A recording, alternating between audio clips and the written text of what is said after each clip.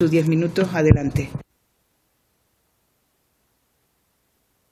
Y soy la secretaria de la asociación, además soy la hermana de Gabriel Guerrero, que era la tercera persona en cabina, como ha sido conocido. Estoy aquí para explicarles por qué mi padre tuvo que ir a escuchar los últimos segundos de vida de mi hermano y reconocer su voz en sede judicial. Él mismo, mi padre, no puede darles esa explicación en persona porque falleció en enero del año pasado. Por eso lo hago yo, pero con toda seguridad él hubiera comparecido en esta comisión. En resumen, mi padre tuvo que pasar por ese mal momento, inhumano, me atrevería a decir, un padre escuchando los últimos momentos de vida de su hijo cuando le quedaban momentos para fallecer, porque las dos entidades que podían darle esa información al juez se negaron a hacerlo. Me estoy refiriendo a Spanair y a la CIA Jack. ¿Quién quería conocer la identidad del tercero en cabina? Necesitaba saberlo el órgano pericial colegiado del juez instructor, porque lo consideraba esencial. ¿Y por qué quería saberlo? Es sencillo de responder. Gracias a los sonidos de los últimos momentos de vida de mi hermano, que están a disposición de todos en la cadena SER. Es breve y quería facilitarles el audio por dos razones. La primera, para que sean conscientes de lo que para mí resulta incalificable. Que los últimos momentos de nadie estén a disposición de la opinión pública bajo el denostado derecho a la información que los medios de comunicación explotan según su criterio. Y segundo, para que comprueben la rotundidad que hizo con la afirmación que hizo mi hermano Gabriel. Como pueden ver en la pantalla, creo, esta es la página de la cadena SER, es un audio de 30 segundos y yo les voy a dar al play. Si quieren, lo puedo hacer una segunda vez si no lo han entendido bien. Tarda un poquito en cargarse, pero es rápido.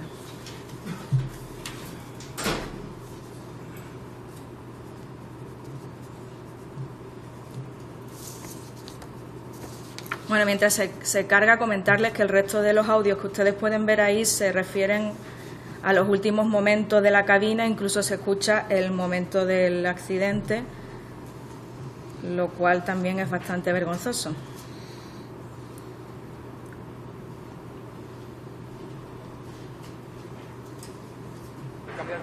lo han quitado.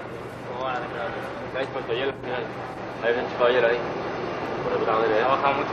Joder, el tirón. El problema es que se suele volver a subir. Es un parche, realmente. Se puede hacer así, ¿eh? Pero para ello ese consenso para que te dé... No, para que esté dentro del límite. No. Así para que se friera mucho antes. Ellos tenían que... El sensor tenía que estar a temperatura ambiente. Sí. Para que se caliente, para que se enfríe antes. Lo han enfriado de manera artificial rápida. Bueno, y es un poco, no sé si lo han entendido bien, si parece lo pongo otra vez o les ha sido suficiente. Lo hemos escuchado con anterioridad, o sea que yo creo vale, que de acuerdo. Diputado o diputada.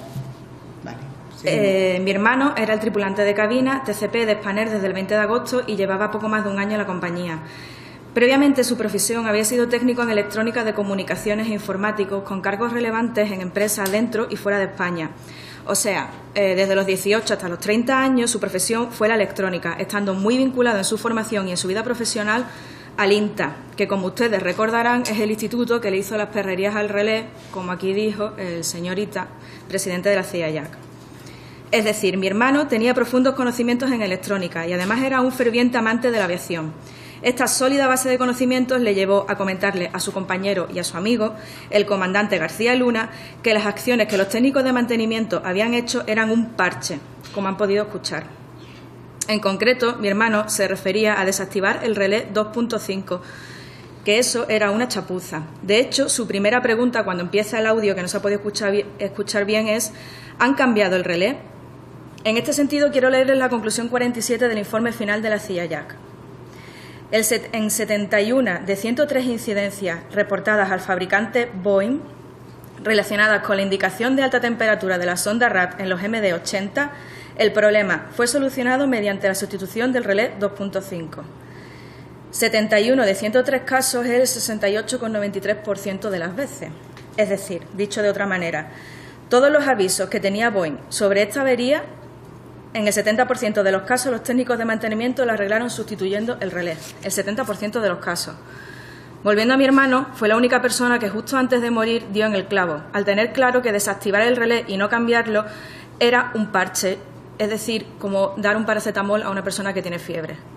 Esta es la razón por la que los investigadores del OPC necesitaban confirmar quién era esta persona y por ello se lo preguntaron al juez. Mi hermano Gabriel tenía el conocimiento, pero no la autoridad, ni para bajarse del avión, ni tampoco para evitar que volara. Como ya dije al inicio, fue mi padre quien tuvo que identificar la voz de su hijo minutos antes de fallecer, pero esta misma información se la podía haber dado Spanair o la CIA Jack. ¿Por qué me refiero en concreto a Spanair? Cuando yo subí el 20 de agosto desde Granada, donde estaba haciendo mis prácticas de empresa, hasta Madrid, ya sabía que mi hermano iba en el avión y a la mañana siguiente sus compañeros nos explicaban que probablemente mi hermano falleció por un fuerte golpe en la cabeza al darse con los paneles que estaban alrededor del asiento donde él se encontraba, que se llama transportín dentro de la cabina de los pilotos. Es decir, pocas horas después del accidente, mi familia ya tenía esta información. ¿Y cómo es esto posible? Pues porque sus propios compañeros nos lo dijeron. En esta comisión se ha hablado muy poco de la compañía aérea, pero puesto que mi hermano pertenecía a ella, yo quería trasladarles algunas preguntas que nunca han tenido respuesta. ¿Cómo es posible que ningún trabajador, gerente o gestor de la compañía facilitase esta información al juez cuando la solicitó? Nunca lo he entendido. Para mí y para mi familia no tiene sentido por lo que les acabo de exponer. Es decir, cuando mi hermano pequeño llamó por teléfono a Spanair mientras veía las imágenes del accidente en televisión, el compañero que le atendió le dijo a los demás: tengo en el teléfono al hermano de Gabriel, se entiende, ¿qué le digo? Es decir, a los pocos minutos del accidente los compañeros ya sabían que mi hermano estaba en el avión y había fallecido porque iba en cabina. Y esto es posible, entiendo, sin tener confirmación al respecto, porque la compañera superviviente que iba en el avión le comentó a los trabajadores, a sus compañeros, que Gabriel, mi hermano, iba en la cabina, porque el comandante le dio permiso. Esta información era conocida por todos los trabajadores de la compañía, tanto es así que cuando pensaban que nosotros no estábamos escuchando, al otro lado del teléfono ya nos confirmaron de manera indirecta que mi hermano había fallecido. Desde el primer momento, algunos compañeros, como le explicaba, ya nos comentaban cómo era su asiento y cómo falleció él. Por tanto, creo que todos los compañeros sabían de ello, así que no me resulta difícil concluir que las personas responsables de la compañía, que además atendieron a los medios de comunicación al día siguiente, igualmente conocían que mi hermano iba en la cabina. Supongo que sus compañeros supervivientes debían de saberlo y entiendo que se lo diría así a sus superiores. Por ejemplo, al señor Javier Mendoza, que fue la persona que atendió a las primeras preguntas de los medios de comunicación el 21 de agosto y, por tanto, era el que debería de tener toda la información al respecto. Yo creo que quizás él podría explicarle esto mejor si viniese a comparecer a esta comisión. Igualmente les decía que la CIA Jack es la otra entidad que podía haber facilitado la información al juez y haber evitado ese mal trance a mi padre. Volviendo a las conclusiones del informe final, la conclusión 16 dice: la tripulación no respetó el concepto de cabina estéril. Además del uso del teléfono móvil durante el rodaje, mantuvo conversaciones en cabina no relevantes para sus actividades del vuelo con una tercera persona que viajaba en el transportín, contribuyendo a que la tripulación se distrajera de sus obligaciones de vuelo. Es decir, bajo mi entender, a la CIA Jack también debió de interesarle o llamarle la atención las conversaciones del tercero en cabina, y presupongo que debieron interesarse por ello. Pero, al contrario que el organismo pericial colegiado, la CIA Jack no le resultaba relevante el contenido de la conversación. El hecho de que mi hermano pusiera el dedo en la llaga respecto a la actuación de mantenimiento en lo referente al relé. Tal es así que, como han podido ver, califican las conversaciones de mi hermano como contribuyentes a la distracción de los pilotos. Las voces de cabina que están en la cadena SER reflejan claramente cómo mi hermano habla de la avería, explica a sus compañeros qué es el hielo seco y le dice al comandante que lo que le han hecho es un parche. Y la CIA Jack se limita a decir que mi hermano contribuye a la distracción de los pilotos. No tengo palabras para calificar el sentimiento que esto me produce, sinceramente.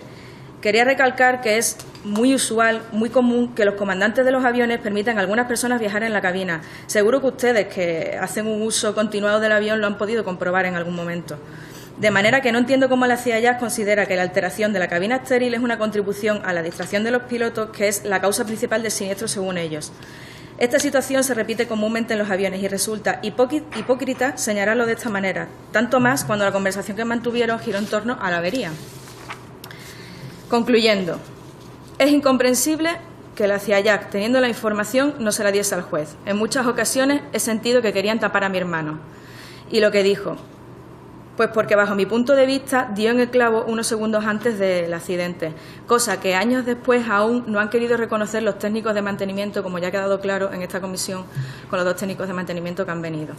Así que nuestra familia ha tenido que vivir con esa losa de injusticia todos estos años. Negar a mi hermano fue un paso más de los muchos que ha dado la CIA Jack para no llegar hasta el fondo de las causas de la tragedia y corregirla, como es el único objetivo de sus informes oficiales, según ellos mismos repiten como un mantra en la primera página de sus informes. Gracias por permitirme decirles lo que considero que es un acto de justicia para mi hermano y para mi padre, y quedo a su disposición para las preguntas que necesiten hacerme. Muchas gracias, señora Guerrero. Empezamos con los grupos parlamentarios. Por el Grupo Mixto, señora Oramas, tiene su tiempo. Gracias, señora presidenta. Primero le voy a hacer unas pequeñas preguntas sobre lo que ha dicho y después ya una general sobre las comparecencias que ha habido hasta ahora.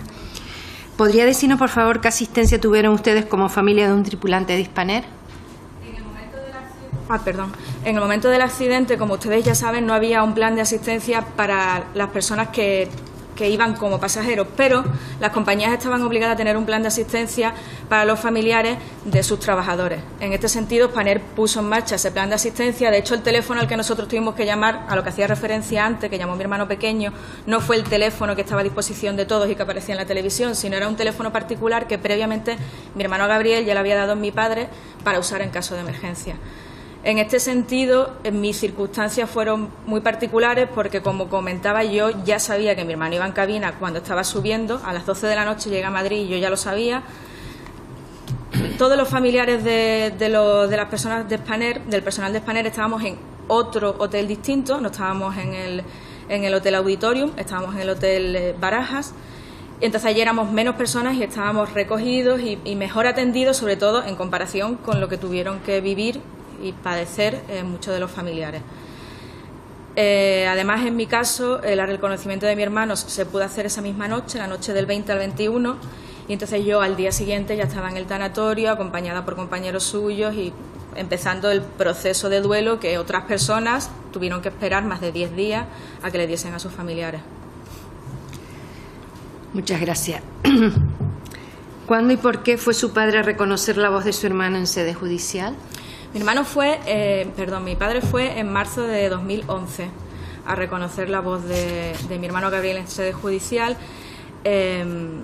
Y bueno, el motivo de ir fue porque el OPC, como decía, que es el órgano pericial colegiado del juez, solicitaba conocer quién era la persona que tenía el conocimiento para decir que el arreglo que se le hizo al avión no era el adecuado. Había dudas entre que fuese un piloto que también falleció y iba en línea, al igual que mi hermano, o que fuese mi hermano. Y ese fue el motivo de tener que estar allí. ¿Por qué cree usted que la CIA no quiso identificar a su hermano? Bueno, es una pregunta complicada de responder. Creo que es significativo que la única persona que dio en el clavo con respecto a que no se cambió el relé, sino que simplemente se desactivó, fue mi hermano. Por la formación que tenía también. Por la formación que tenía. Reconocer esto en el informe y dejarlo claro y no saber, y en ese mismo informe decir que no ven la relación entre el relé y el TOWS, es quitarse más la careta en el sentido de un trabajo, por lo menos, al menos, yo no voy a decir mal hecho, pero como mínimo no terminado.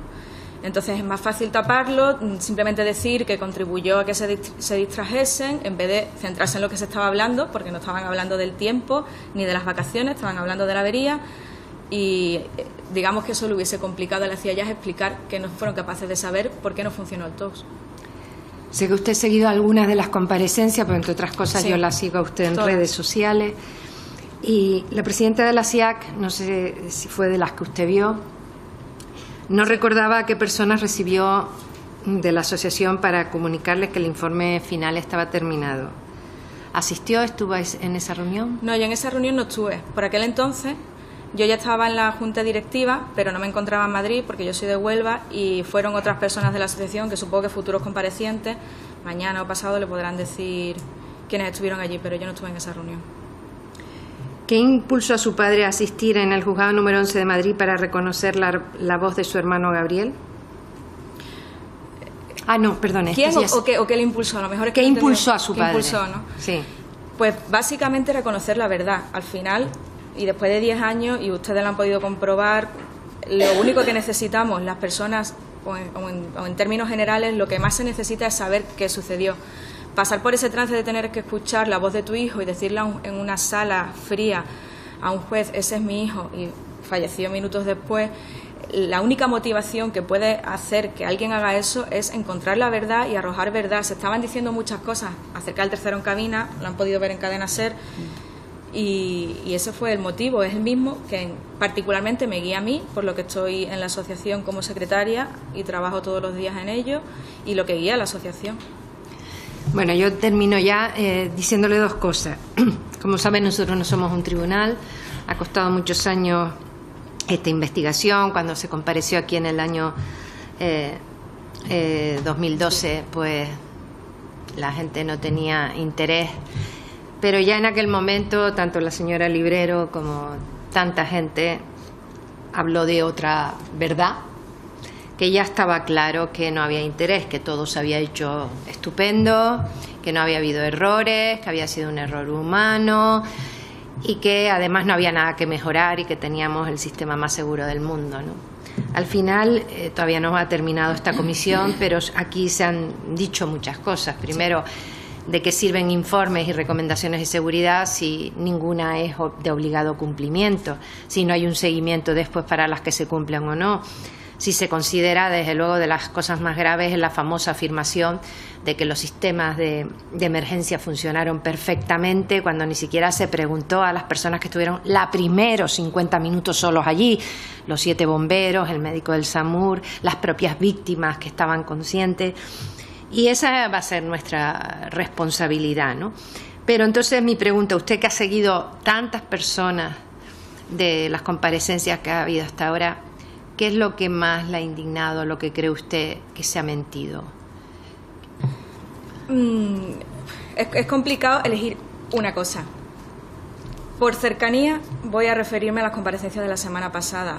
Para mí, a pesar de su comparecencia y todas sus explicaciones, no entiendo cómo en una comisión técnica que tiene que investigar causas técnicas de un accidente aéreo puede haber una especialista en Derecho Aeronáutico, que además es la mayor especialista en seguros aéreos, como ya queda demostrado en alguno de los prólogos de su libro.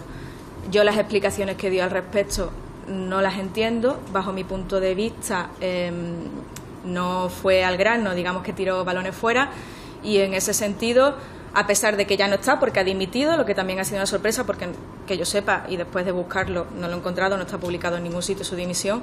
Es paradigmático que en el mayor accidente aéreo que ha tenido España cambie el pleno de la Comisión de Investigación oficial en mitad, un poco más de mitad, en 2/3 de la investigación, y meta a una persona experta en seguros aéreos.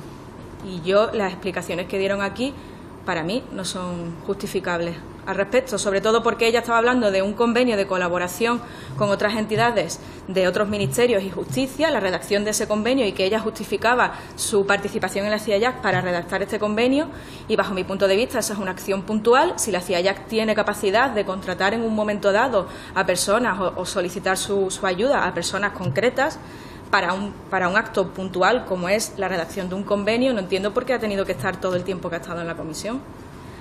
Y en cambio hay falta de otros perfiles profesionales que no sean simplemente ingenieros aeronáuticos, que tienen su importancia, pero no son los únicos que tienen algo que decir respecto a un accidente aéreo. Entonces, por cercanía, creo que me voy a quedar con ese aspecto. ¿Y hay alguien más que usted crea que ha mentido o que es indignante lo que haya dicho hasta ahora porque falta la verdad? Porque falta la verdad, pues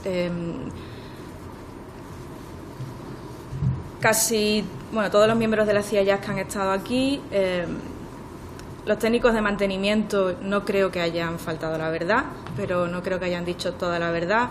En cuanto ellos se referían a las presiones de las compañías aéreas, si la había o no la había, las informaciones que yo personalmente he podido recibir, además como hermana de una persona que trabajaba en Spanair, no van en esa línea, van en la contraria. Y el presidente de Boeing en España fue muy indignante, yo no puedo decirlo de otra manera, siempre hablo desde el punto de vista personal, así es como me sentí. El director general de Aviación Civil en aquel momento, Manuel Bautista, cuando él hablaba de que decidió personalmente, dentro de su cargo, no seguir las indicaciones de la Comisión de Investigación, en lo referente a las verificaciones necesarias para la prórroga del certificado de aeronavegabilidad, que aquí también se ha nombrado mucho, aparte del relé, como uno de esos precursores de esas barreras de seguridad que se saltaron, y la única explicación que dio aquel señor es, bueno, total, si la normativa va a cambiar en 2 años, ¿para qué me voy a molestar en cambiarla ahora? No digo que falta la verdad. De hecho, probablemente dijo la verdad, pero resulta bastante incomprensible que un administrador público se quede tan tranquilo después de que se produjese el accidente más importante de la nación española y no echen vista atrás. En ese sentido es lo mismo que sucedió con Cristina Cuerno. Según sus comparecencias, igual que sucedió con el señor Ita, parece que todo está bien, que no hace falta cambiar nada. Eso sí que falta la verdad. Y en principio, haciendo un repaso general, creo que podía quedarme. Yo le agradezco mucho su intervención. Le garantizo que vamos a seguir trabajando para estar a la altura de la lucha de ustedes de 10 años, que al final lo que quieren es nada más que verdad y que no vuelvan a suceder las cosas que se puedan evitar, y en eso vamos a trabajar. Y siento muchísimo lo de su padre, al que tuve la oportunidad también de conocer hace casi 8 años. Muchas gracias por su comparecencia. Gracias, señor Orama. Seguimos con el Grupo Ciudadanos. Señor Ramírez. Gracias, señora presidenta. Muchísimas gracias, Enar, por tu testimonio. Nosotros hemos hablado un par de ocasiones y yo siempre te digo que a mí esta comisión me parecía fundamental, sobre todo para conocer lo que había sucedido en el pasado e intentar en el presente solucionar esos problemas para que no vuelvan a ocurrir en el futuro. Yo creo que es la función fundamental de esta comisión. Voy a hacerte 3 preguntas muy cortitas porque tu exposición ha sido muy clara. Y me gustaría saber tu opinión de cómo definirías el papel de los distintos medios públicos el día del accidente, y me refiero lógicamente desde el Ministerio de Fomento, pasando por AENA, la Comunidad de Madrid, es decir, todos los poderes públicos implicados, y que tengan que haber dado una respuesta óptima, y que desde luego, viendo lo que estamos viendo en esta comisión, conociendo los testimonios de algunos de los supervivientes, de familiares, como es tu caso, de víctimas, pues no funcionaron, desde luego. Entonces quería saber exactamente cómo definirías tú el papel de todas esas instituciones públicas con respecto a los familiares y, por supuesto, también a las víctimas. En principio, en los primeros momentos, y esto siempre lo hemos repetido desde la asociación y afectados, todas las cámaras se giran hacia nosotros, somos el centro de atención, igualmente la atención de las administraciones en sus distintos niveles igualmente se centran en nosotros. Entonces, si uno piensa en los momentos justo posteriores, podríamos decir que al menos hubo atención, que no quita, pero esa atención duró muy poco tiempo y además ni siquiera fue efectiva, en el sentido de que dar la lista de pasajeros más de 30 horas después del accidente no tiene ningún tipo de justificación. Cuando vienen aquí los comparecientes, pues echan la culpa a la compañía aérea, y la compañía aérea, bueno, pues como no ha venido, pues no le podrá echar la culpa a otra persona, pero probablemente me atrevería a conjeturar que lo harían. Entonces, en ese sentido, para mí es un fallo grave que nunca debió de suceder. Por mucho que Magdalena Álvarez, cuando estuvo aquí, o algunos dirigentes en su momento decían, pues esto, que la compañía no facilitaba esa información. Ellos debieron de intentar que eso no sucediese, porque eso ha supuso en aquel momento un calvario para las personas que tuvieron que ir como en una procesión de lista en lista buscando el nombre de sus fallecidos. Y bueno, una vez que se cierra el IFEMA y que, digamos, ya pasa todo a un proceso judicial o una investigación oficial, el resto de administraciones se olvidaron de nosotros. Personalmente yo no estaba en aquel momento en la asociación, conozco la historia, pero no la viví. Entonces, pues la Dirección General de Aviación Civil, AENA, que son partes implicadas dentro de la investigación, cuando uno echa vista atrás 10 años después, da la sensación de que ellos ya, bajo mi punto de vista, o yo tengo ese sentimiento, como que ya iban poniendo las piedras para un camino que inevitablemente nos iba a traer a un punto en el que estamos hoy, es decir, una situación en la que no ha habido un juicio, no se ha aprendido, si no es por el esfuerzo de la parte civil, de la sociedad civil que ha hecho la asociación en mejorar los procesos de atención y de asistencia a las víctimas, si no se hubiese aprendido nada, y donde con respecto a lo que sucedió hay bastantes lagunas. Entonces, en términos generales, da la sensación de que ya iban poniendo esas losas para llegar aquí.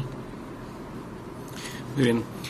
Ha quedado claro que desde luego el sistema de emergencia no funcionó. Yo, oyendo a cada una de las personas que por desgracia tuvieron que sufrir ese caos con 40, 50 minutos de respuesta, no es desde luego un sistema que funcione. Es increíble escuchar algunas y leer algunas de las conclusiones de la CIA, que funcionó razonablemente, cuando hay 2 víctimas que murieron ahogadas en un accidente aéreo. Es básicamente porque no se actuó con la eficacia y velocidad con la que se tiene que actuar en esos momentos.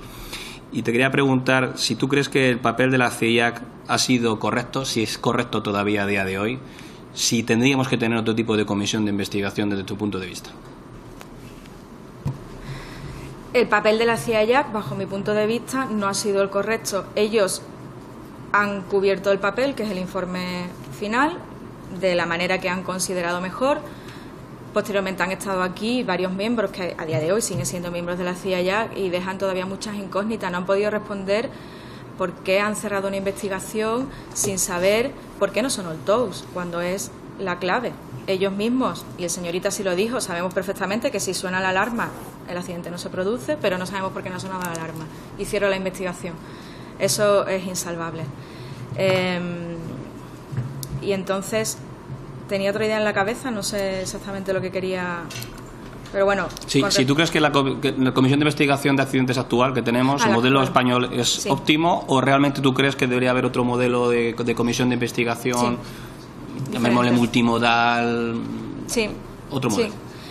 Como secretaria de la asociación y trabajando todos los días junto a la presidenta, con Pilar y con el resto de compañeros, yo estoy convencida de que otro modelo sería mucho más eficaz. De hecho, creo, y después de toda la documentación que he podido leer, que no hace falta ni siquiera mayor inversión, simplemente es mejorar o hacer más efectivo lo que ya cuesta la CIAC. Tener 3 comisiones para cosas distintas cuando hay puntos en común, pues para mí no tiene sentido. Y además... no es justificable que penda funcionalmente, como se dice tanto, funcionalmente, del Ministerio de Fomento, cuando el Ministerio de Fomento, inevitablemente, de alguna manera, siempre puede estar implicado en un accidente aéreo, en un principio, hasta que se hagan las investigaciones. Entonces, si dependes de la persona a la que tienes que investigar, la independencia para mí queda ya quebrada. Entonces, un órgano que no penda del Ministerio de Fomento, que tenga sus propios presupuestos, que penda del Congreso o de otro organismo, quizás algo más similar a lo que sucede en todas las políticas que tienen que ver con la energía nuclear y con las investigaciones que se hacen, pues sería, bajo mi punto de vista, mucho más eficaz. Además, si miramos a otros países de nuestro alrededor, ya es así. Entonces creo que sería un paso más para evolucionar y para ponernos de manera más puntera y más eficaz, sobre todo en la investigación de accidentes aéreos. En esto le voy a pedir que sea concisa y muy concreta, y es si usted cree que sin la presión de una asociación de víctimas se hubiese producido algún cambio en protocolos de actuación en caso de accidentes, si hubiese producido algún cambio en la mejora de la seguridad de nuestra aviación civil, si no hubiese habido esa presión de esa asociación de las víctimas, ¿de oficio se hubiese producido los cambios? ¿Usted cree que se hubiesen producido los cambios? No, no lo creo.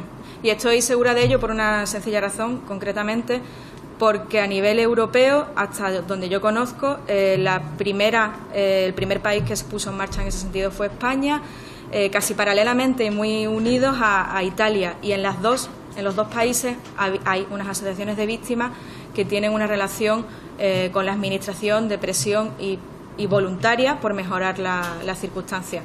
En el resto de países europeos no ha sido así. Y la diferencia es que no hay una asociación de víctimas que esté por ello. Pues muchísimas gracias. Yo solo quiero agradecerle la entereza con la que nos ha contestado y nos va a contestar al resto de los compañeros, y agradecerte de verdad que seguís en esa lucha, porque yo creo que vuestro papel es fundamental. Esta comisión no hubiese sido posible sin que realmente hubieseis mantenido la intención, la lucha, la constancia para conseguirla. Me parece fundamental, porque todos los que estamos aquí cogemos vuelos, y después de oír a algunos de los comparecientes, a uno se le indigna públicamente, de escuchar, se sonroja de ver con la dejadez con la que trataron a las víctimas, y desde luego yo creo que esta comisión tiene que sacar unas conclusiones que espero que sean de obligado cumplimiento, que podamos conseguir que sean de obligado cumplimiento para mejorar la seguridad de todos. Muchísimas gracias. Gracias, señor Ramírez. Por el grupo Esquerra Republicana, que acaba de llegar, señor Oloris, su tiempo. Sí, muchas gracias, presidenta, y muchas gracias a ENAR por estar aquí presente. Llevamos ya bastantes comparecencias, y el primer elemento que sacaría de ellas es cuánto han sufrido durante estos años al ver la cantidad de incongruencias que se nos ha dado y que se les ha dado. Y por tanto, las enormes dificultades en las cuales ustedes y también nosotros nos encontramos para dilucidar lo que pasó y que esto no vuelva a pasar. Yo le pediría, primero de todo, a mí me preocupa, y no sé si esta es su preocupación, que esta comisión pueda servir para dar algunos consejos de futuro, pero no para aclarar lo que sucedió y las responsabilidades. Ustedes, los familiares, ¿qué esperan de esta comisión?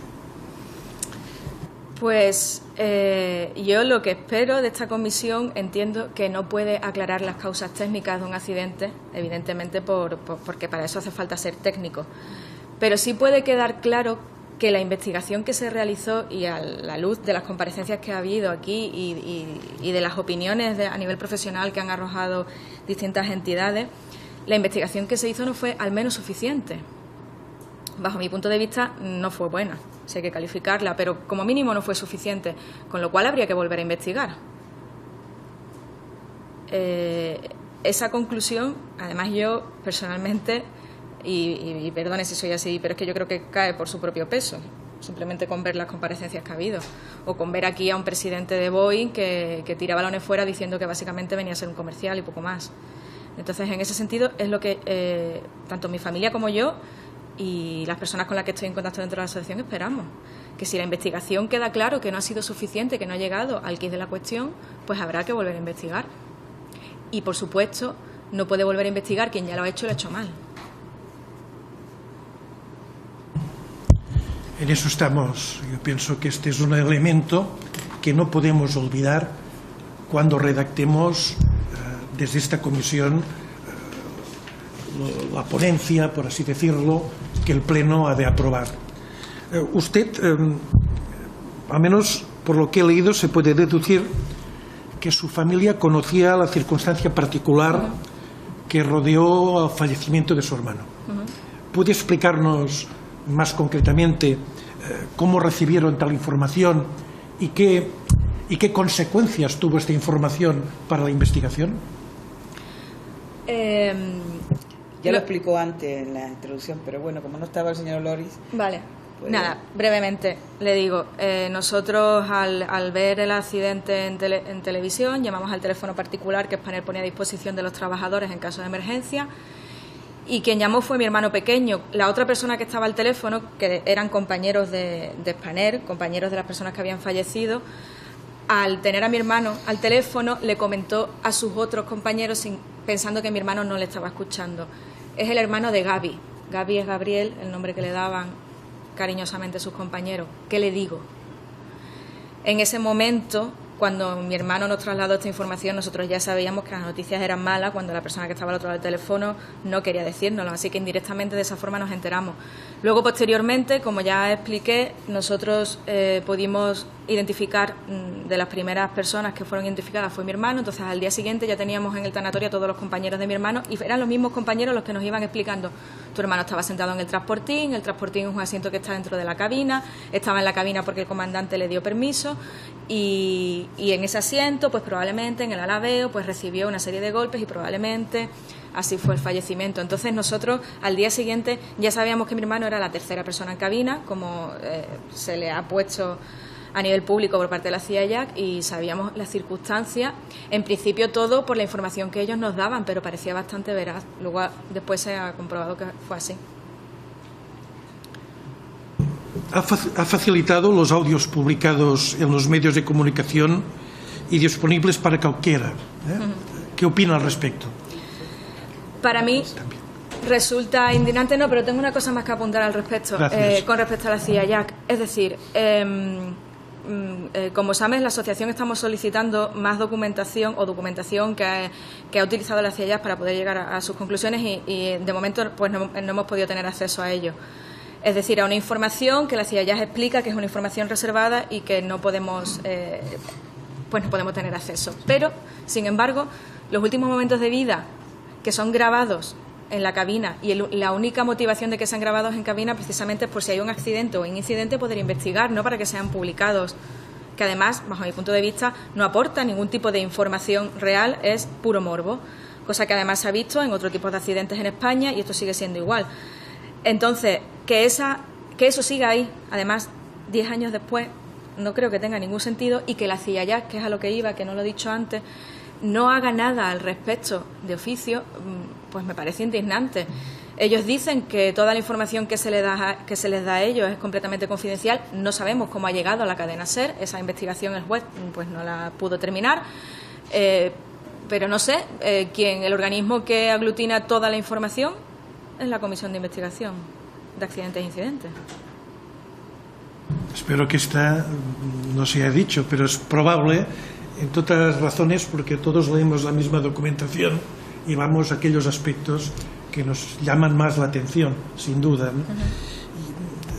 Yo querría que usted me comentase cómo se sintió usted y los familiares con el trato de la prensa en aquellos momentos. Fue nefasto. Y además siempre se habla en España de la segunda victimización que sucede por la justicia o falta de justicia. En ese sentido, yo no me considero víctima, la víctima fue mi hermano, pero sí es verdad que de alguna manera sí que somos víctimas de estos procesos judiciales que no se terminan. Nosotros hemos tenido juicio. Yo añadiría una tercera victimización, y es la exposición pública a la que nos vimos sometidos.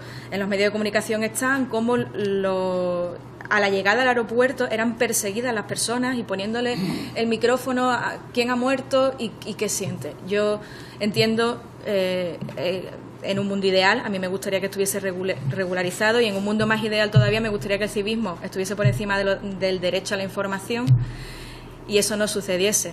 Lo cierto es que después, en tragedias posteriores a las nuestras, ha seguido sucediendo. Por ejemplo, en Germanwings yo recuerdo perfectamente pues cómo tenían que taparse la cara a los familiares cuando estaban destrozados conociendo la noticia.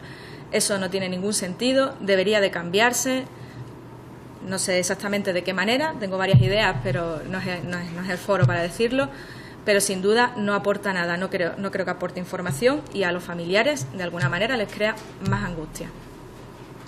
Una penúltima cosa, una cosa que me ha sorprendido, no sé si a ustedes, que a lo largo de esta comisión la prensa ha hecho muy poco, ha hablado muy poco. Al menos la prensa española, Canarias, no sé si ha habido alguna información más, lo desconozco, pero aquí, cuando han pasado gente como Wayne, personas que me parece que era importante que su exposición tuviese pues un cierto maltrato por parte de periodistas. Algunos de ellos son especializados, conocen el mundo de la aviación.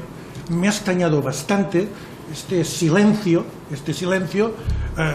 cuando ha costado tanto que se hiciese esta comisión, y siendo una comisión de investigación del Congreso, que no, pienso que tiene una importancia relevante, y en cambio no encuentro, aparte de algunas pocas personas que hacen alguna información, nada parecido. Yo pienso que esto es algo que me gustaría que usted también valorase.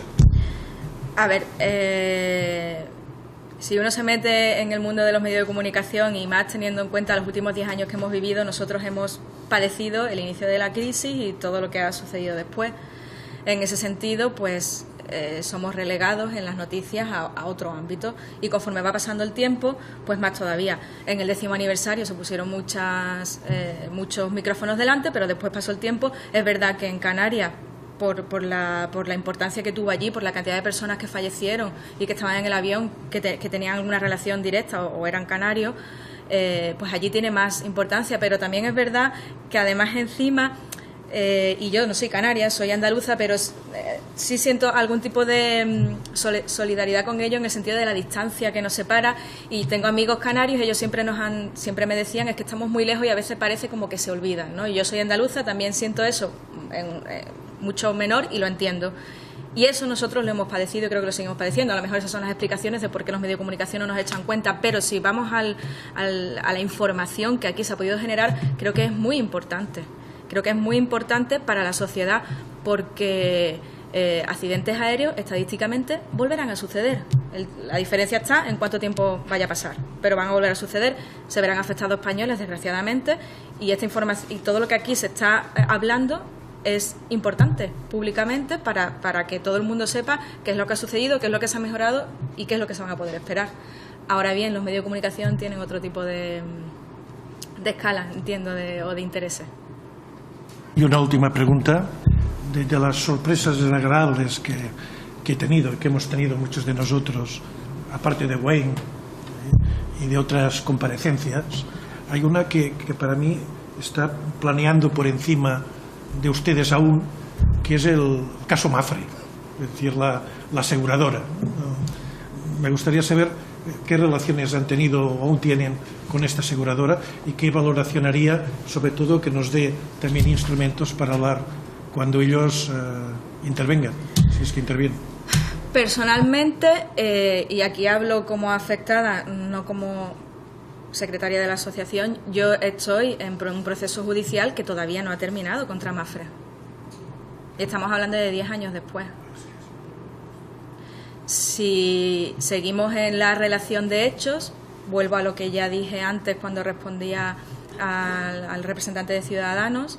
Es paradigmático que en el mayor accidente aéreo que ha habido en España en los últimos, 25 o 30 años, el pleno cambie, y uno de los cambios más importantes que sucede es que la primera vez en la historia que hay una persona que es la mayor experta en pólizas de seguros aéreos dentro de la comisión de investigación. Yo entiendo, y más echando la vista atrás, que ahí hubo un hándicap, poco después se cierra la investigación, se publica el informe, poco después se cierra la investigación judicial, en una parte muy importante en base a ese informe. Poco después la audiencia provincial hace un sobreseimiento libre, lo que es un procedimiento cuanto menos no normal, porque se suele, o lo esperable era hacer un sobreseimiento provisional, pero no libre, que dificulta mucho más poderlo abrir si hiciese falta. Y si seguimos en esta línea, pues llegamos a hoy. Y el hándicap fue, bajo mi punto de vista, y desde este punto de vista, pues el cambio del pleno y que entrase en juego todo lo que tiene que ver con el derecho mercantil y el dinero al final. Y nada más, pero hacer llegar a usted y a todos los miembros de la asociación mi profundo afecto. Muchas gracias. Le he querido entender, señora Guerrero, que tiene usted alguna idea en relación a cómo proteger a las víctimas del tema del acoso de la prensa. Pero yo creo que este es el foro. Si tiene alguna idea, sería bueno escucharla. No, yo lo que quería decir es que entiendo que no ha habido un proceso de reflexión en España con respecto a cómo se trata a las víctimas. No es algo que se haya hablado aquí, por eso decía que no. Y además esta comisión, al final, lo que entiendo es que es de la investigación que se hizo sobre el accidente. Digamos que el trato de la prensa no entra dentro de la investigación, pero sí que tiene que haber cambios. ¿Cómo empezar? Pues haciendo por lo menos una reflexión, un examen de qué se hizo mal y hacer, pues no lo sé, esto tendría que ser la prensa y los órganos colegiados de los periodistas quien hiciese algo al respecto. En ese sentido, cuando he dicho que tengo ideas es pues porque uno lo padece, lo vuelve a vivir y sí, se plantea que esto hay que cambiarlo, cómo podría cambiarse, pero es un proceso, yo entiendo que largo y complejo. Muchas gracias. Seguimos con los grupos, el Grupo Confederal Unidos Podemos, en Común Podemos, en Marea. Señora Valido, su tiempo. Gracias, presidenta. Muy buenos días, Genari, gracias por comparecer y también gracias por todo ese trabajo durante estos años en la asociación y de víctimas, y desde luego que ha sido importante también como apoyo para el trabajo, sobre todo por la información que han facilitado. Una de las cosas, estamos hablando sobre la prensa, el trato de la prensa. Aquí tuvimos nosotros un compareciente que fue el jefe de comunicación del Ministerio de Fomento. Y el jefe de comunicación del Ministerio de Fomento aquí, él mismo, digamos que reconoció que él había sido el que había facilitado las conversaciones entre la torre y el avión siniestrado, el MD-82. ¿Qué te parece qué opinión tienes al respecto sobre...? Pues creo que se retrató, precisamente las explicaciones que él dio, se retrató lo que le motivó. En ningún momento fue ni mejorar la atención, ni dar una información que supusiese un cambio relevante respecto a la investigación, simplemente estaba protegiendo a su jefa. En este sentido, él mismo lo dijo, yo di esa información porque Spanair estaba diciendo que si la administración tal o cual. Yeah. Es decir, al final él se estaba defendiendo y en su argumentación en ningún momento nos tuvo en cuenta. Lo cual, en aquel momento, ya es bastante patético. Pero 10 años después, para mí ya es incalificable. Una persona, en concreto esta persona, que ya estaba fuera de aquel puesto, que no está ocupando un puesto similar, es decir, que digamos que no le debe nada a nadie en ese sentido, 10 años después, mirando hacia atrás, no puede hacer algo de reflexión y decir, lo hicimos mal, tenía que haberlo hecho mejor, y filtrar esa información no fue adecuado, porque además, entre otras cosas, yo entiendo que la administración y cualquier representante de la administración tiene que dar ejemplo. Evidentemente las filtraciones se producen, pero si encima la filtración viene del Ministerio de Fomento ya es insoportable. Sí, una cosa ha quedado clara de los comparecientes que han pasado por esta comisión es que precisamente el verbo reflexionar o hacer autocrítica no es el que se ha conjugado comúnmente. Otra cosa que te quería decir, tú has podido ver las comparecencias de los técnicos de mantenimiento de los dos que han pasado.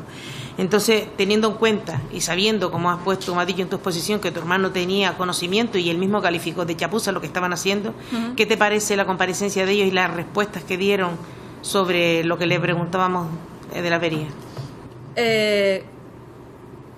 Como mínimo cobardes.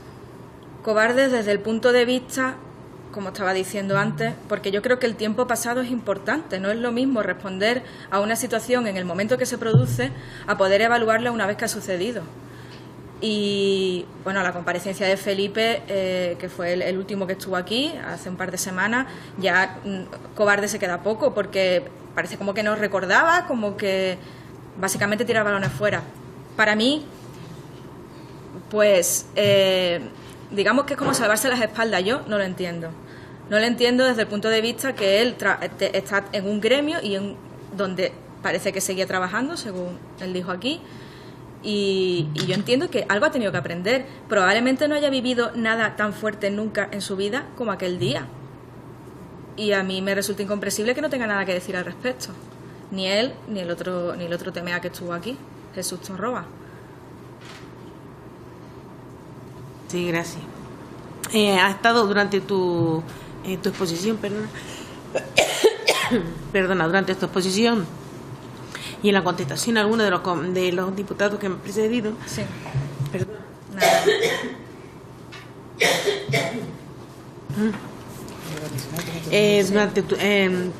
Lo que has estado exponiendo, has mencionado varias veces la compañía Spanair. Sí.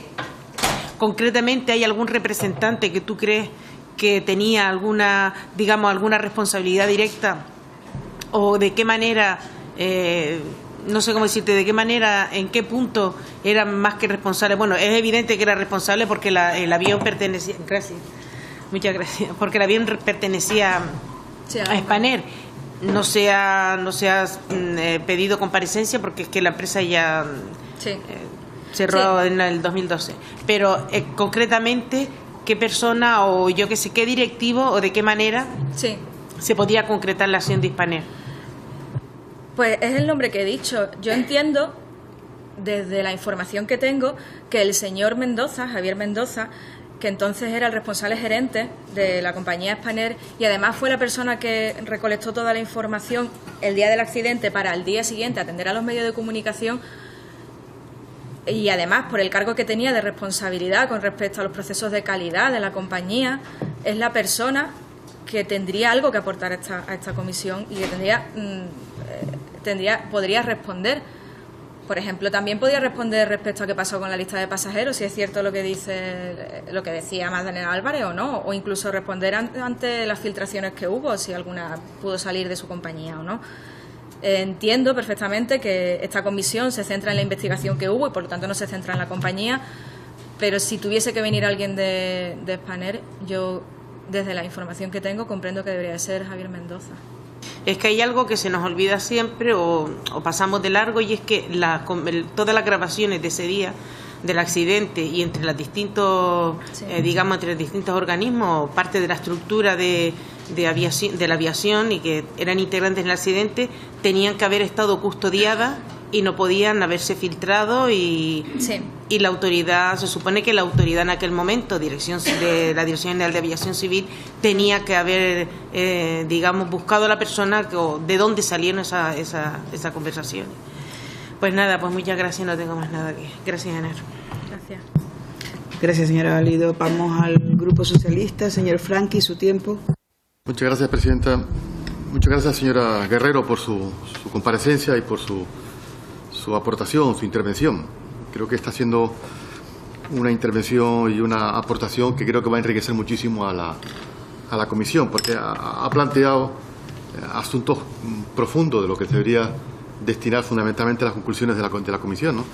Entre estos, uno que ha apuntado bien la presidenta de la comisión cuando ha dicho: si usted tiene sugerencias que hacer respecto a la información, sería bueno que lo hiciera porque era quizás el sitio adecuado para poder llevarla a cabo, ¿no?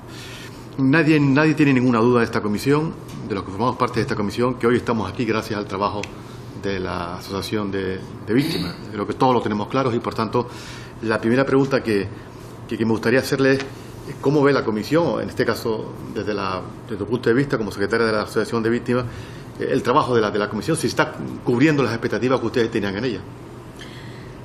Pues es una buena pregunta.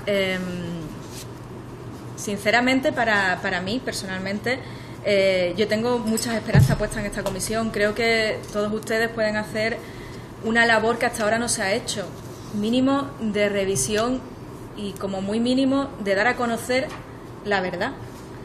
Es decir, de no seguir tapando o encubriendo errores que hubo, con la voluntad de mejorarlo, no con la voluntad de encontrar culpables, que no es lo que nos mueve. En ese sentido, yo creo que los trabajos de la comisión han sido certeros en tanto a las personas que han llamado, teniendo en cuenta las personas que han llamado. Entiendo que todavía faltarían personas por comparecer. Creo que a lo mejor pueden tener preguntas para, pues ya decía, por ejemplo, por lo menos para un representante de Spanair, o por ejemplo también para la única persona que yo entiendo que esta comisión pues no podría cerrarse sin que viniese la única persona que estuvo en la investigación desde el principio hasta el final, que fue el secretario de la CIA, el señor Francisco Javier Soto, que además fue el encargado de llevar la investigación.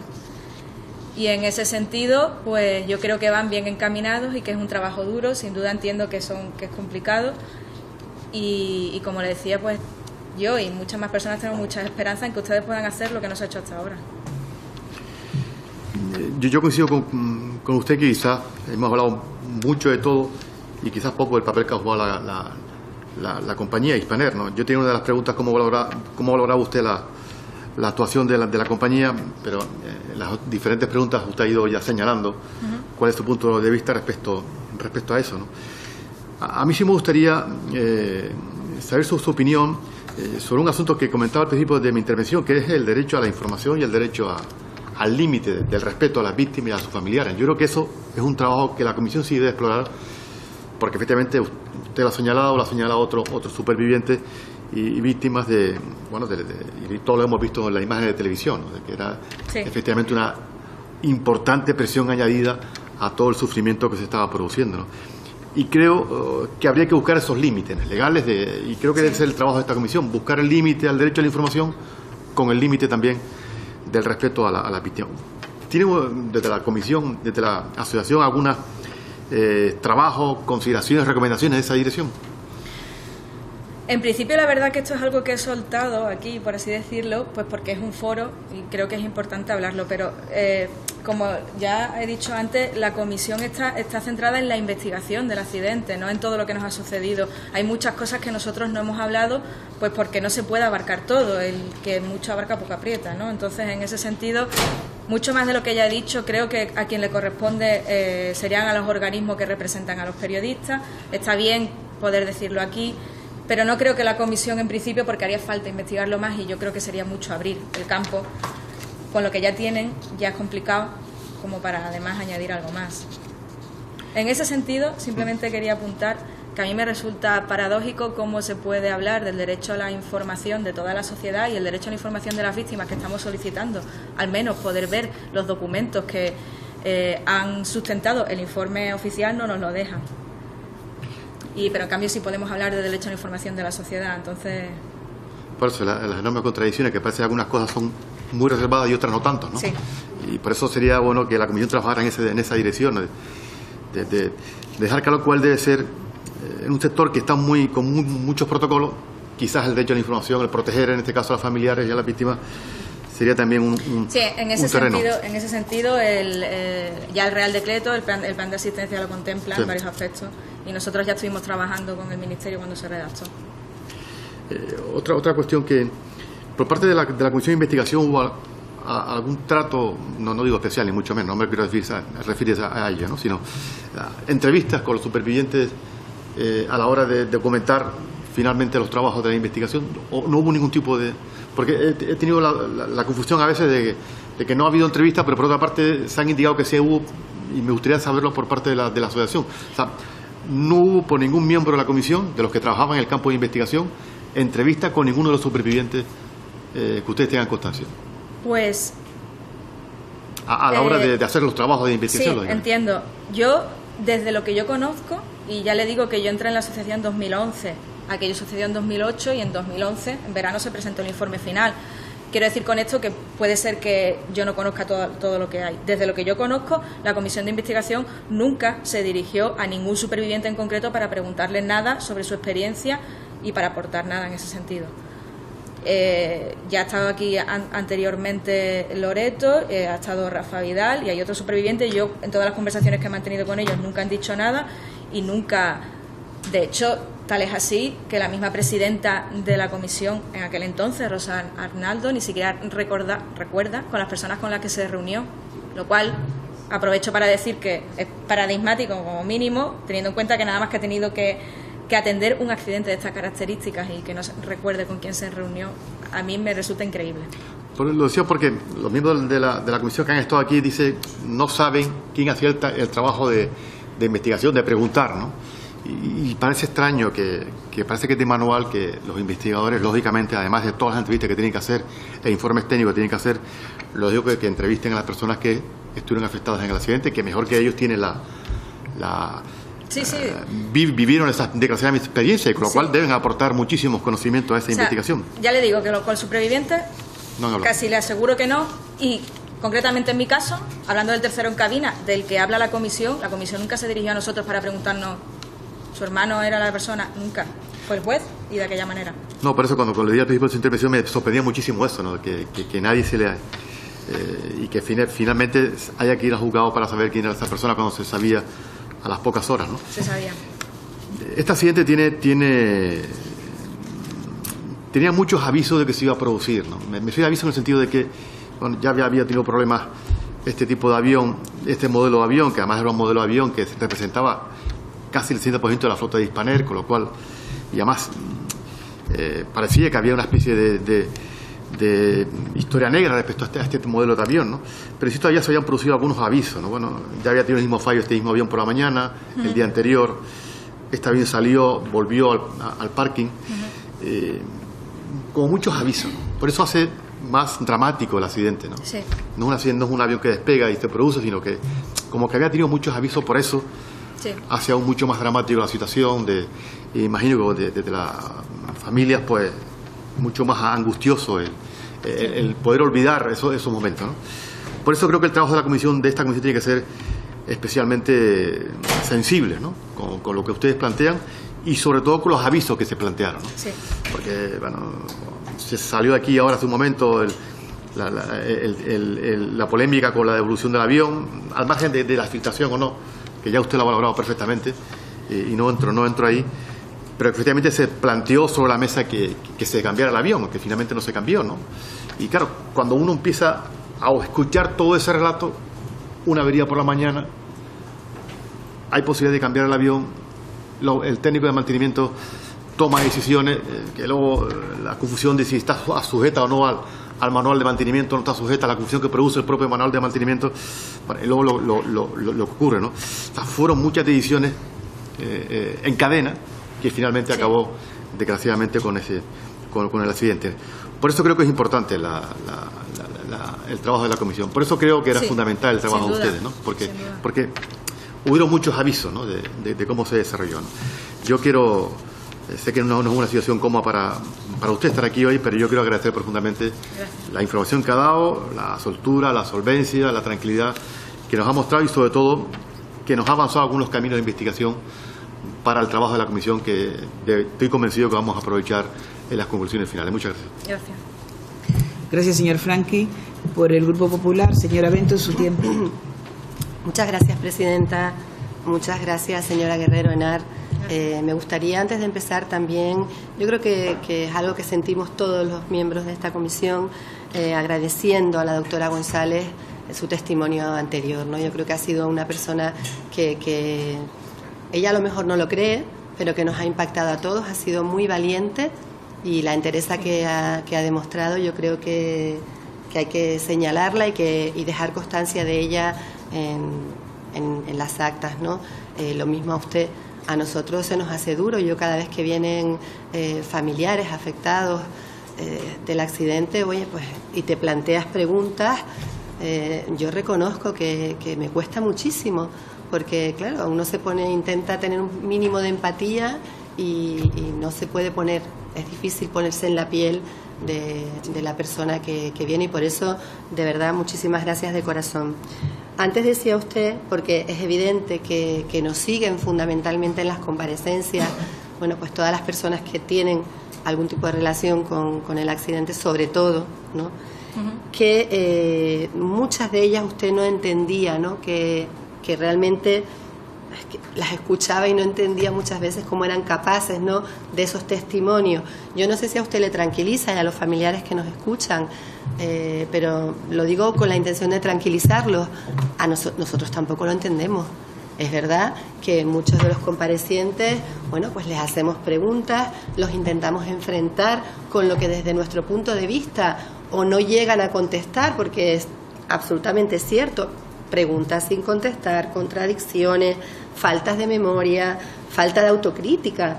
¿Ha habido algún caso en el que sí hemos atisbado algo de autocrítica? Pero la inmensa mayoría de las comparecencias han ido en esa línea. Pero yo sí que quiero, de verdad, transmitirles esa tranquilidad. Lo que ustedes perciben, nosotros también lo vemos, ¿no? Entonces, en ese sentido, a veces las cosas no son tan complicadas. Yo soy de las que creo que las cosas son casi siempre más sencillas de lo que parecen, sí. Y no tiene ningún sentido un informe como el de la CIA, con todo el respeto, porque yo no soy técnico ni por lo tanto no puedo ese tipo de cuestiones técnicas ni siquiera cuestionarlas. Algún conocimiento tengo, pero bueno, no es mi papel en este minuto. Pero es evidente que un informe en cuya conclusión no llega a decirnos por qué no funcionó el TOW, yo me lo he planteado una y otra vez, y cada vez que he tenido la oportunidad lo he dicho, oiga, es que esto no son conclusiones. Por lo tanto, ante las preguntas de mi compañero, de varios compañeros, sobre las expectativas de la comisión, yo sí que creo que tenemos la obligación de no solo alumbrar verdad, sino de verdad hay muchísimas cosas que se hicieron mal. Es que por mucho que vengan, y han venido un montón de comparecientes a decirnos que las cosas funcionaron relativamente bien, sabemos que no es así, que no funcionó, que no todo estaba bien, y por lo tanto yo creo que como miembros de esta comisión tenemos esa obligación de que las cosas que pasaron no vuelvan a suceder. Y por lo tanto, en este sentido, me gustaría comenzar con, tal y como está empezado, ¿no?, poniéndonos estas grabaciones. A mí me parece lamentable, pero lamentable que a día de hoy se puedan seguir escuchando. Yo lo siento, yo creo que no podemos mirar para otro lado los miembros de esta comisión.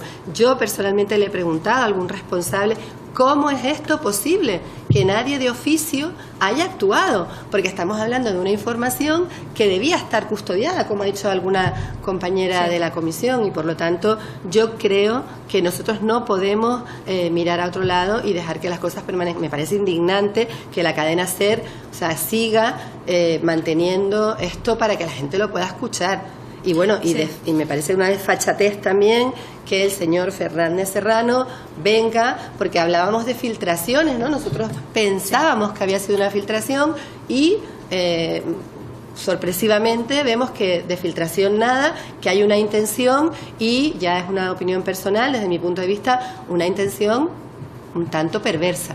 Sí. Porque lo que no se puede hacer es decir, con la claridad que dijo, que no trataba de proteger más que a la ministra.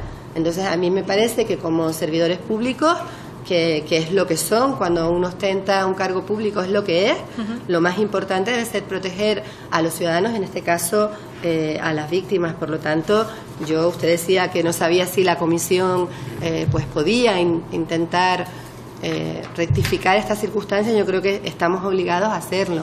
Aquí, de verdad, o sea, hemos escuchado, no sé si quiere decir algo. Sí, nada más apuntar una cosa en ese sentido. No solamente son las voces de cabina, personalmente me afectan a mí por lo que tiene que ver con mi hermano.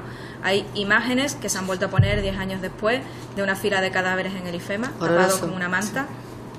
Hay imágenes de un cadáver de una persona en el sitio del accidente y se vuelven a poner otra vez 10 años después. No, yo lo que le puedo garantizar es el compromiso de intentar que estas cosas no vuelvan a pasar, porque ya que no existe una ética desde el punto de vista, porque para mí es una cuestión de ética ya esto, ¿no? Que evitar un dolor que es absolutamente innecesario, y sobre todo usted lo decía, puede que incluso en el minuto 1 es verdad, todo el mundo busca información y en ese desbarajuste y en ese caos pueda pasar algo, pero que 10 años después siga pasando lo mismo, a mí me parece sinceramente inadmisible. Yo creo que de verdad, a lo mejor esa no es la impresión que se da aquí, porque es verdad que nosotros es pregunta-respuesta y muchas veces queda ahí, pero no queda en nuestro ánimo que todo lo que se ha dicho aquí es tal cual, no es así. Nosotros también somos conscientes de que las cosas que se dicen, pues bueno, muchas veces pues o silencian una parte o sí, es una patada para adelante para, en el fondo, intentar, desde mi punto de vista, ¿verdad?, no asumir ningún tipo de responsabilidad. Al final, bueno, pues tú por mí, yo por ti, la casa sin barrera, o sea, y esta es la sensación que también nos queda a nosotros. Usted ha hablado del señor Mendoza. Nosotros es verdad que aquí hemos hecho...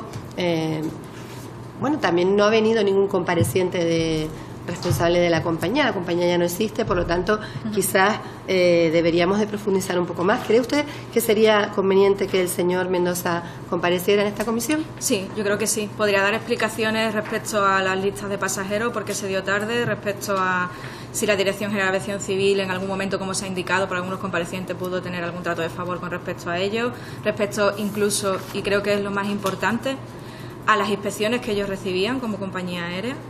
Él probablemente, o no lo sé, porque con la compañía ya no está, pero es posible que alguien tenga esa documentación y ustedes puedan ver la documentación a la que nosotros hemos tenido acceso, donde queda reflejado que los documentos que rellenaba la Dirección de Aviación Civil cuando hacía esas inspecciones, sobre todo en base al documento 1119B, no seguían los mínimos de rellenar nombres, rellenar fechas, rellenar... Entonces, probablemente la compañía aérea pueda dar un punto de vista al respecto. Entonces, entiendo que la compañía aérea no existe, que aquí se está hablando de la investigación y me parece adecuado, pero creo que sería positivo al menos una comparecencia. Bien. Yo tenía una serie de preguntas, pero usted contestó en su comparecencia ya muchas en relación a la asistencia después del accidente a las víctimas y a los afectados. Hubo un trato diferenciado, nos lo ha dejado bastante claro, no vivió personalmente el caos que vivieron el resto de los afectados, no le cuento ya a los canarios que no sabían ni cómo llegar y cómo llegaron de aquella manera, que ya sabemos todos, pero hay un aspecto en relación al asedio que han relatado a algunas personas de la asociación, además, asedio por los abogados americanos. Usted, además, a los poquitos días, al día siguiente, a los 2 días de la tragedia, ¿ustedes también eso lo vivieron o no? Yo personalmente no. Mi circunstancia o mi familia, la circunstancia de mi familia es que nosotros somos de Huelva, estamos en una esquinita, en ese sentido no estábamos tan relacionados con el grueso, digamos, el foco de atención que podía ser el auditorium y todas las personas que estaban allí. Entonces, en ese sentido, pues estábamos algo relegados, para lo bueno y para lo malo. Pero vamos, después de todo lo que he vivido como secretaria de la asociación en lo que respecta al trato de los abogados y lo que ello ha conllevado, pues sin duda el acoso fue y se ha padecido hasta hace muy poquito tiempo su resultado. Pero ¿y usted cree que el trato que recibieron de la compañía tenía más que ver con el afecto, el compañerismo de...? Hay un trato muy diferenciado. Perdón si le he cortado. No, al revés.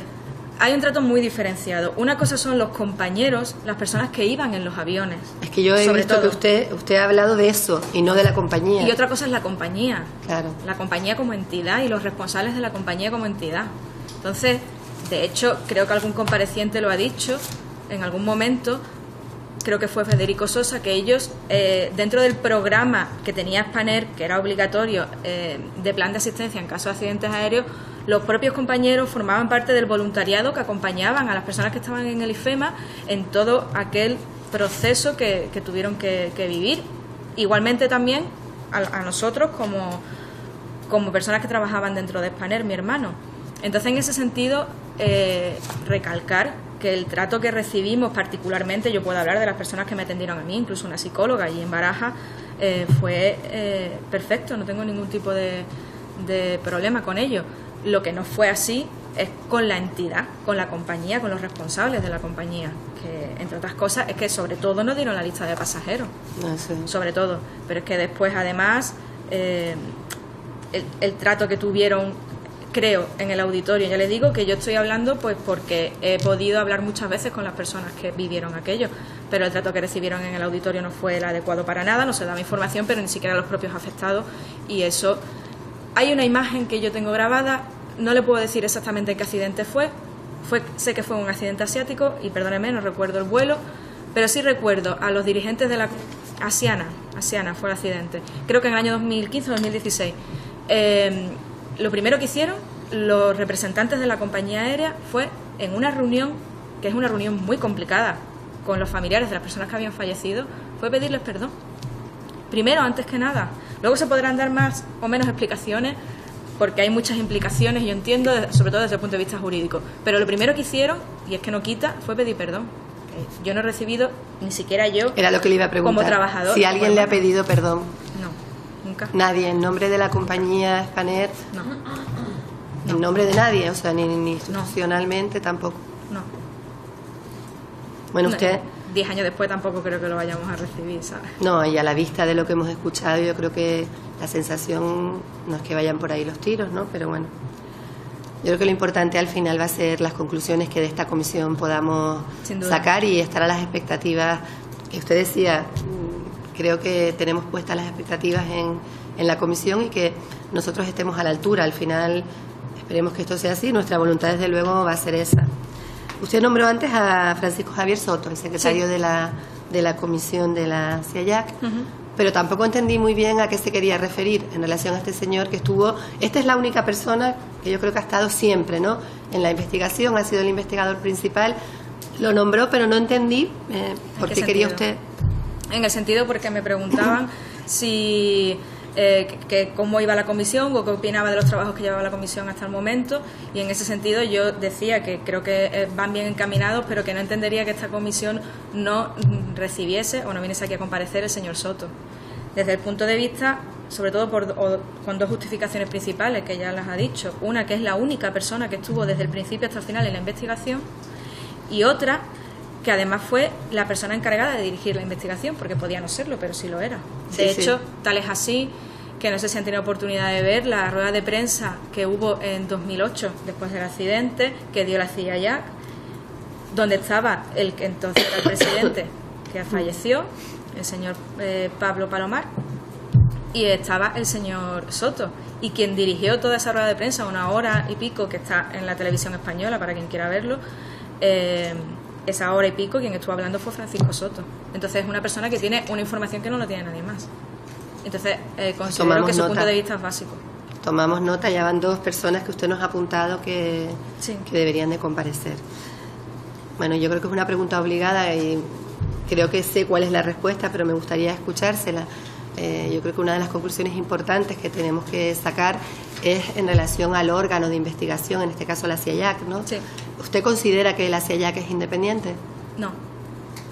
No, y además es que creo que cualquier persona que haya podido seguir sus comparecencias y haya tenido la capacidad de abstraerse de lo que mucho se habla y quedarse con las ideas, al final son 3 o 4, queda claro que no son independientes. Yo personalmente lo que he recibido de ellos y lo que he visto en sus comparecencias es bastante palabrería, pero ir al grano y por poner un ejemplo, cuando se le preguntaba a la señora Guerrero Lebrón qué opinaba de que, por ejemplo, no hubiese un psicólogo aeronáutico dentro del pleno de la comisión, o qué opinaba, por ejemplo, de que la Dirección General de Aviación Civil no hubiese seguido la recomendación en 2006 respecto a las verificaciones que hacían falta para prorrogar el certificado de aeronavegabilidad. La respuesta que ella dio es: yo entiendo lo que hizo la Dirección General de Aviación Civil. La Dirección General de Aviación Civil no quiso cambiar una normativa que 2 años posteriores ya se iba a cambiar. Entonces, al final, ¿cómo puede decir una persona que está encargada de una investigación que lo que tiene que hacer es poner los medios para que no vuelva a suceder, que lo que han hecho incorrectamente, porque es que previamente le habían pedido que cambiasen un protocolo y no lo hacen, y lo siga manteniendo 10 años? En este caso no es ni 10 años, pues estamos hablando de 2006, muchísimos años después. Entonces no es independiente. Si uno se centra en todas las ideas que ha ido dando y las va apuntando, al final todo da la sensación de que protege a una entidad. Alguna contradicción ha habido también entre los vocales, ¿no? Porque sí, hemos tenido algún vocal que sí que nos ha reconocido esa falta de independencia.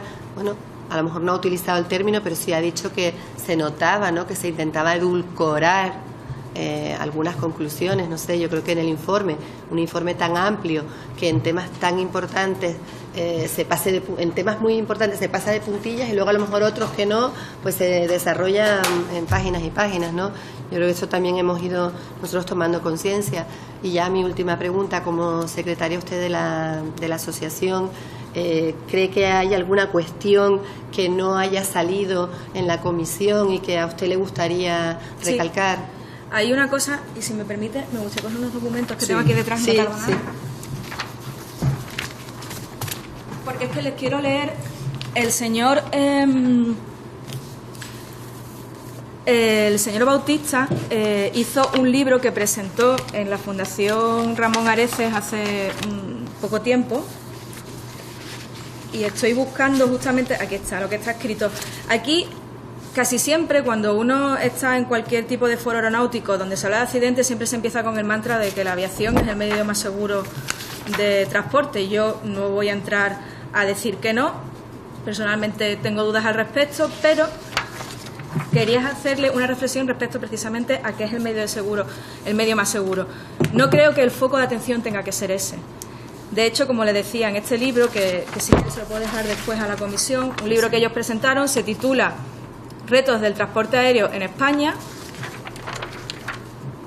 Uno de los autores es el señor Bautista, y dice en un texto: en el Plan Global de Seguridad Operacional de la Aviación 2014-2016, la OACI, que como saben es el organismo internacional que regula toda la aviación, considera que si el tráfico se duplica en los próximos 15 años, como se prevé, el sistema actual de gestión de seguridad llevaría a que las cifras de accidentes y víctimas mortales también se duplicasen.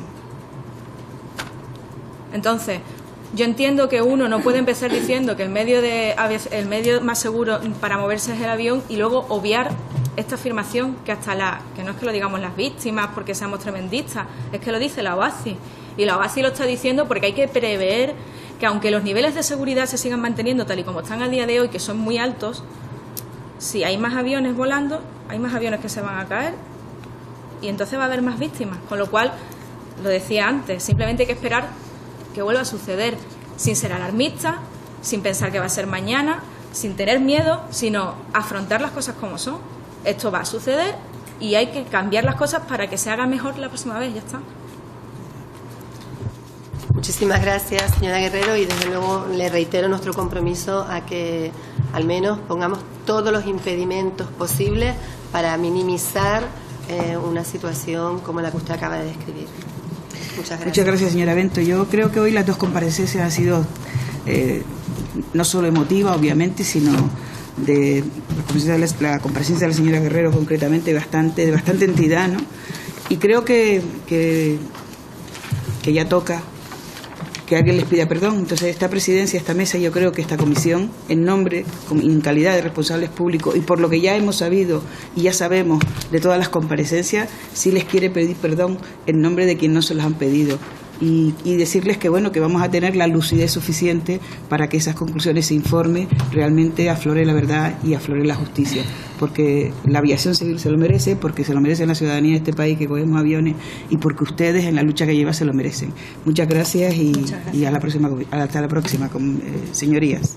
Gracias.